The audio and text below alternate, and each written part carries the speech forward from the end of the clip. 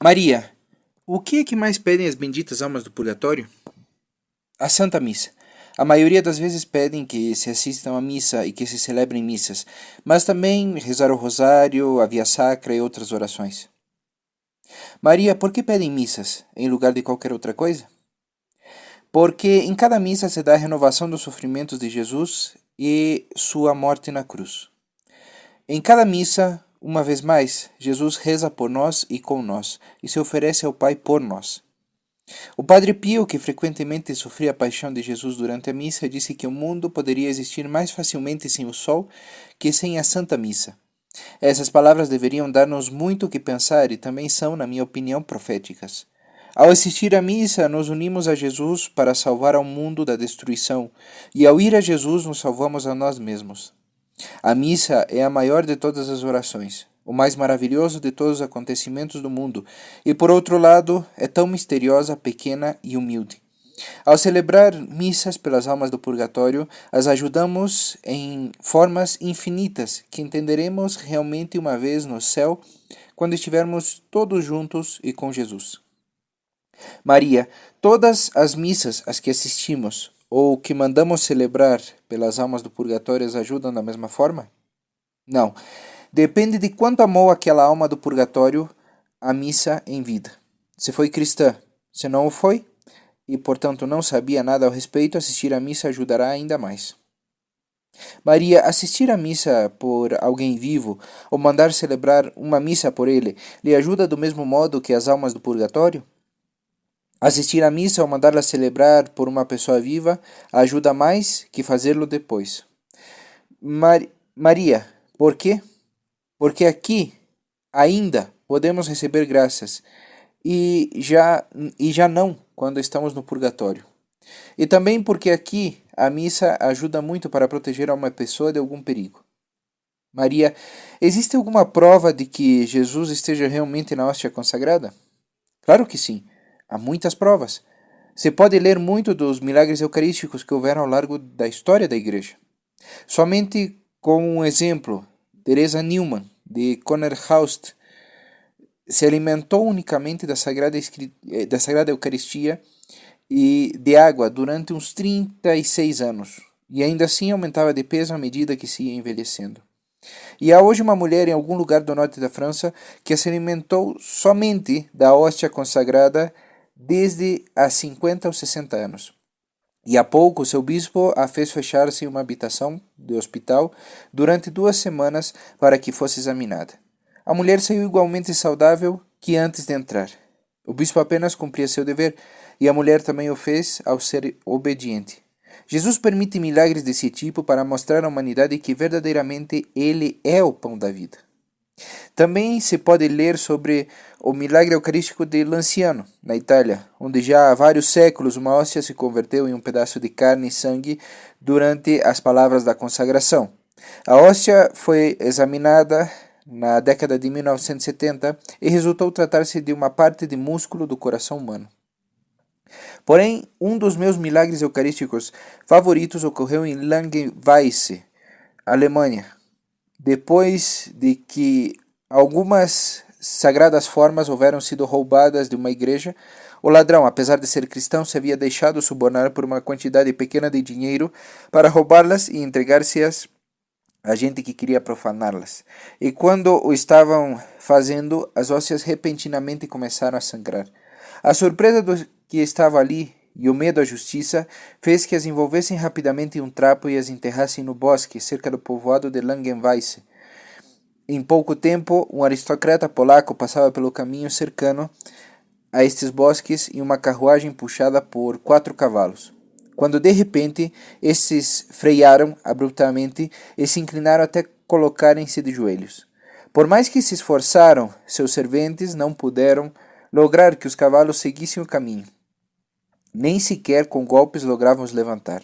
Foi então quando o aristocrata começou a olhar aos arredores e encontrou o linho que continha as formas sangrantes.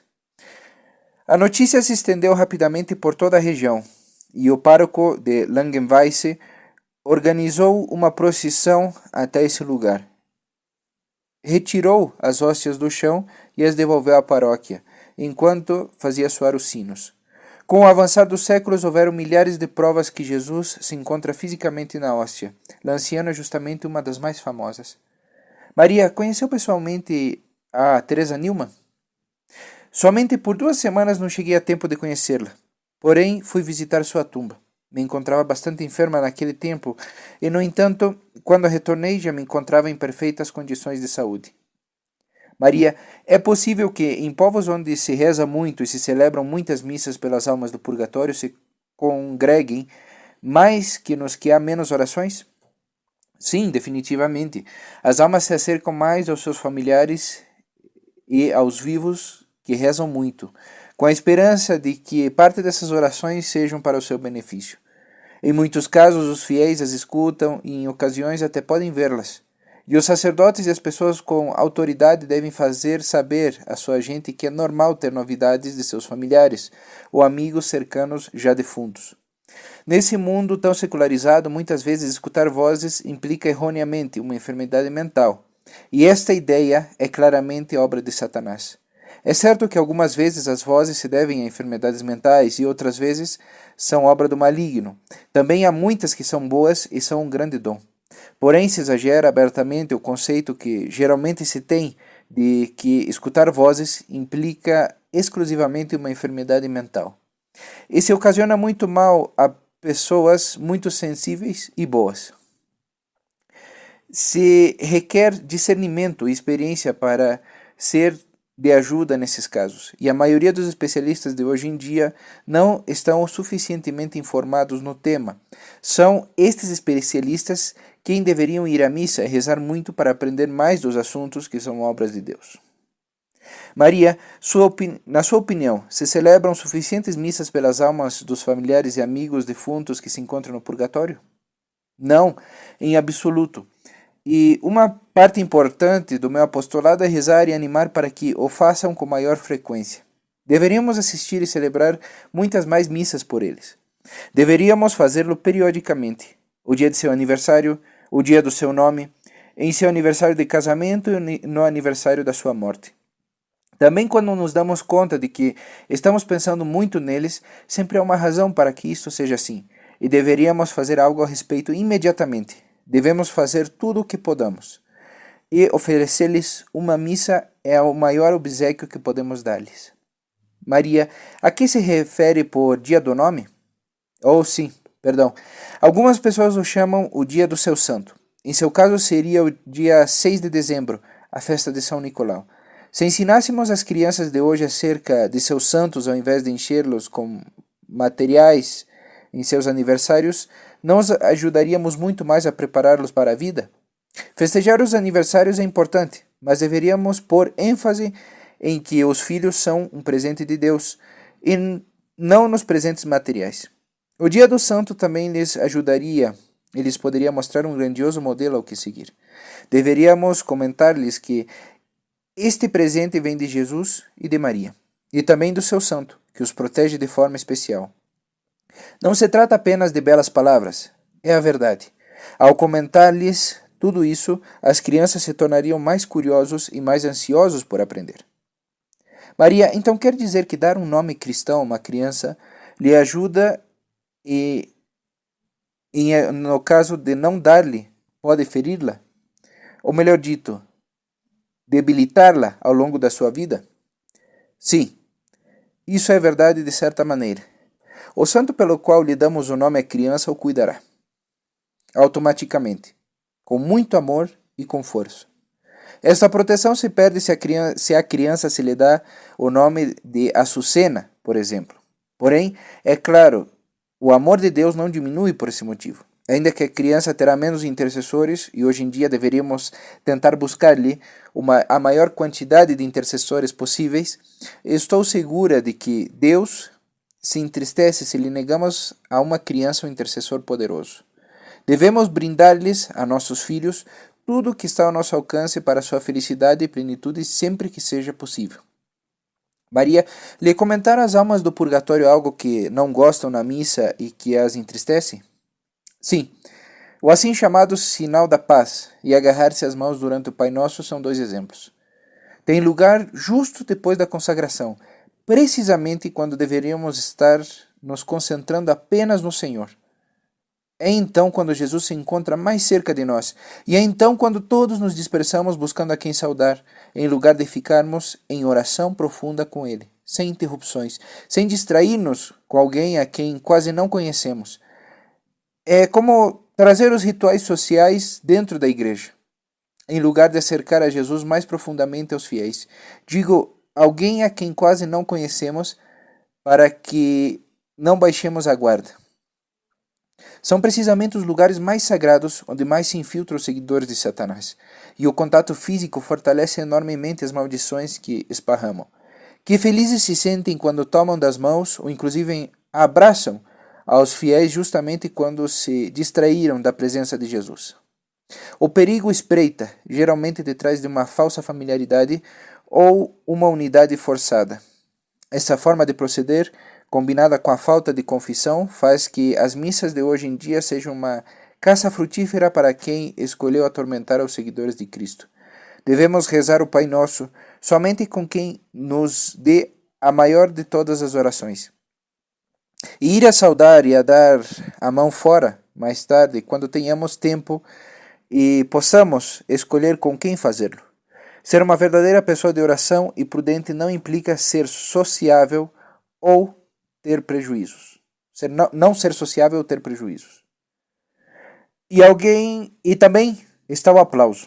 Com certeza é o pior de tudo. As paróquias são para rezar. Jesus se encontra no tabernáculo e nós tomamos tempo para aplaudir simplesmente a outro homem por haver dito algo ou haver feito algo que é simpático, correto ou com força? Não. Ao aplaudir, colocamos em perigo o sacerdote, ou a quem disse essa frase simpática, e elevamos seu ego em lugar de ajoelhá-lo em sua humilde missão de acercar-nos a Jesus. Isso é mau. É contrário à devoção que devemos ensinar a todos, em especial aos jovens na atualidade. Todos os jovens se agarram pelas mãos e aplaudem na escola. E devemos mostrar-lhes que as paróquias são somente para encontrarmos-nos com Deus Pai, Deus Filho, Deus Espírito Santo, Jesus e Maria, para nada mais.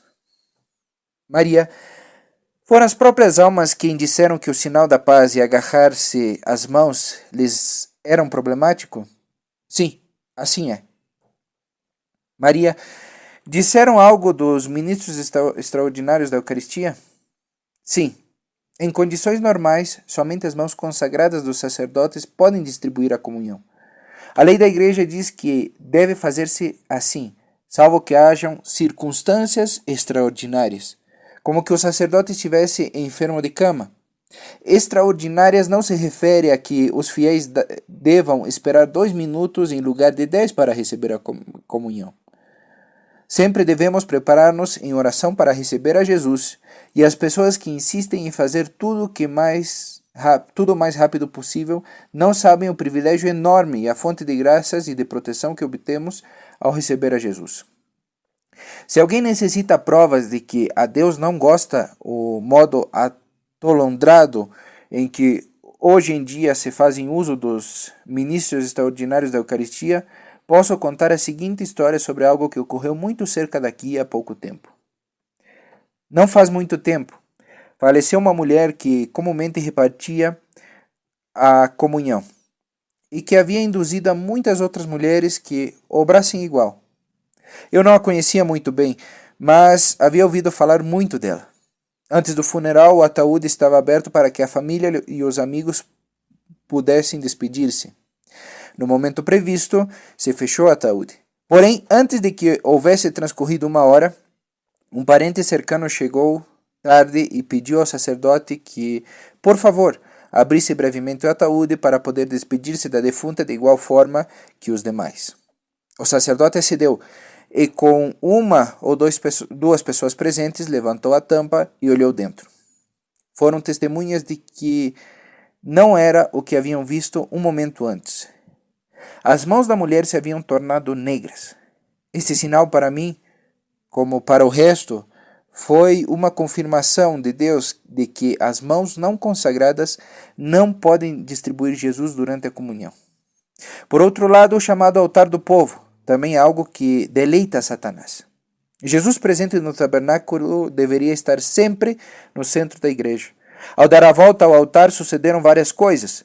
Para começar, a concentração dos fiéis em Jesus se dissipou, por ter agora a cara do sacerdote no meio. E o rosto, como todo mundo sabe, é o ponto de comunicação mais forte entre as pessoas. Apenas durante a homilia deveriam concentrar-se os fiéis no pároco, em sua palavra e em seu rosto.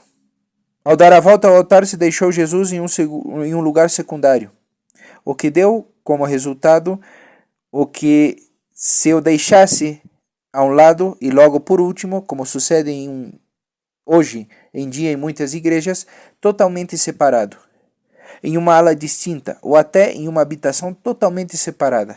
Precisamente isto é o que Satanás tinha em mente desde o princípio, desfazer-se de Jesus. Maria, há outros casos de revelações privadas nas quais também se expressam queixas sobre esses assuntos similares ao que as almas lhe disseram? Exatamente. Uma aparição mariana que me contou alguém de confiança confirma certamente o que as almas dizem. Esta aparição teve lugar durante o transcurso de uma missa, alguns minutos depois da consagração. Nossa mãe apareceu à vidente que se encontrava ali, como faz habitualmente. No entanto, nessa oportunidade não rezou nem falou com a vidente e desapareceu alguns segundos depois de abençoar ao pequeno grupo. Quando as demais pessoas presentes lhe perguntaram por que havia ocorrido tudo tão rápido, sua resposta, com o movimento da mão, foi: porque Jesus estava parado ali. Então, se Nossa Senhora não crê que seja apropriado comunicar-se com alguém enquanto Nosso Senhor está presente em corpo e sangue, como se atreve alguém a interromper nossa comunicação com Ele? E recentemente se publicou que distribuir a comunhão na mão era a quarta advertência dada à religiosa que viu a nossa mãe em Akita, Japão. E escutar isso me pôs muito feliz. Maria, na sua opinião, cada quanto deveríamos assistir à missa? Todos os dias? Se surpreende? Não se surpreenda. Para nos acercarmos mais a Deus, devemos, primeiro, buscar tempo para Ele, com um pouco de disciplina. Não nos deu Ele a vida e o tempo? Então, tanto nos custa devolver-lhe uma parte de cada dia em troca? Sei que a sociedade atual nos tem a todos programados para correr de um lado para o outro com inumeráveis escusas para negar o que necessita, o terço de nosso ser que consiste no espiritual. O homem necessita alimento tanto para seu corpo, como para sua mente e para sua vida espiritual. Se se ignora alguma destas três dimensões, nunca poderemos alcançar o equilíbrio e a plenitude, e, portanto, permanecemos incompletos. Deus nunca quer que ninguém se atrase. Lhe asseguro, de coração, que uma vez que lhe damos esse tempo a Jesus, nos surpreenderemos logo de poder haver vivido antes de outra forma. Deus nos traz tanta paz, tanta força e felicidade.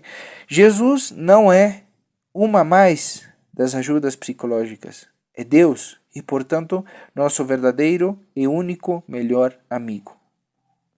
O mencionar a missa diária me recorda de uma senhora do purgatório que se me apareceu.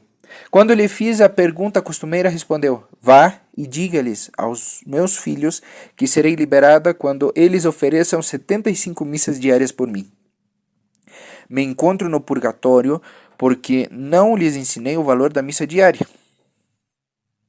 Então me comuniquei com esta família e lhes disse o que sua mãe me havia dito.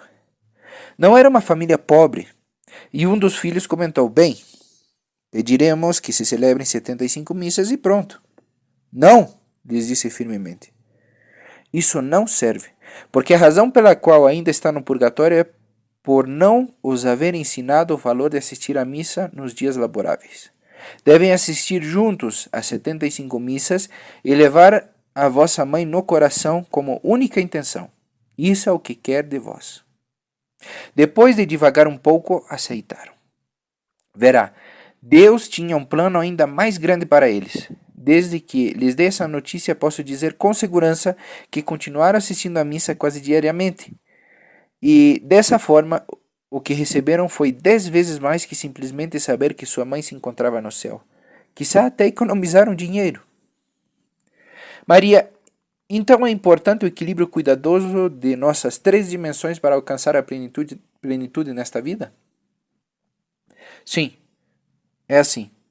Se a sociedade nos diz que o espírito já não é necessário nesse mundo governado pela ciência e pela psicologia, mas é algo que se contradiz diretamente com os feitos, porque centenas de pessoas voam à Índia a sentar-se e cantar salmos às margens do Ganges? E por que as seitas e as sociedades secretas têm seus salões abarrotados de pessoas em cada cidade? Devemos ocupar-nos do lado espiritual das pessoas com alimento e com bebida, da mesma forma que também devemos ocupar-nos das outras duas facetas das que estamos constituídos. Na atualidade, há muita ignorância e confusão quando o mundo tão secularizado se encontra com pessoas que têm dons espirituais. Não há problema em aceitar as pessoas fisicamente dotadas, e assim se as enche de dinheiro e se as entroniza, especialmente aos olhos dos jovens. Logo estão as pessoas mentalmente superdotadas que usam seus dotes em favor das massas. E quando aparece uma pessoa espiritualmente dotada, o mundo se confunde muito facilmente porque neste caso se necessita ainda mais discernimento e amor para saber se provém ou não de Deus. A maioria das pessoas ouviram falar, ao menos, que os possuídos pelo demônio logram em ocasiões uma força física enorme e grandes habilidades. Não muitos sabem que Satanás era o mais inteligente de todos os anjos e que pode facilmente, portanto, unir suas forças com aquelas pessoas e que o mundo de hoje reconhece como as mais inteligentes. E quando se dá o caso de uma pessoa com uns especiais e delicados sinais espirituais, muitas vezes a relegamos ao manicômio, exceto no caso de que ofereça o que a nós tanto nos encanta, como por exemplo êxito, dinheiro, poder, amor falso e demais. Quando buscamos quem são os mais queridos e aos que de verdade se lhes respeita, veremos que sempre se trata daqueles que acompanham seus dons especiais com humildade, porque souberam reconhecer que o que têm é apenas um presente de Deus e que, portanto, são meros veículos da sua grandeza. A pessoa dotada fisicamente também deve ocupar-se da sua mente e da sua alma. Assim como quem recebeu uma inteligência elevada deve certamente ocupar-se do seu corpo e da sua alma. Portanto, as pessoas dotadas espiritualmente também devem ocupar-se da sua parte física e mental. Deus sempre quer que haja humildade e equilíbrio em tudo o que fazemos. O equilíbrio é muito importante. A Santa Missa é o lugar onde se unem em forma perfeita essas três dimensões. A verdadeira presença de Jesus para a alma, a palavra e outros ensinamentos para a mente, e o pão e o vinho para o corpo. Maria, que ocorre ou como nos debilitamos quando não fazemos caso da nossa faceta espiritual? Se essa faceta tão importante permanece inativa, buscaremos inconscientemente um substituto, um sustento onde apoiar-nos para compensar essa ausência. Assim, muitas vezes, se cai facilmente nas drogas, no álcool, no sexo, em uma total dependência por conseguir dinheiro, poder ou status social, ou em fugir a alguma seita que promete paz e plenitude, onde não se avisa quem lidera a seita sempre está em comunhão com espíritos malignos. Maria, a missa é o que melhor completa esta necessidade. Mais que qualquer outra coisa? Sem dúvida. A missa é a forma mais poderosa que temos para alcançar a Deus. É a oração mais poderosa que nos deu Deus.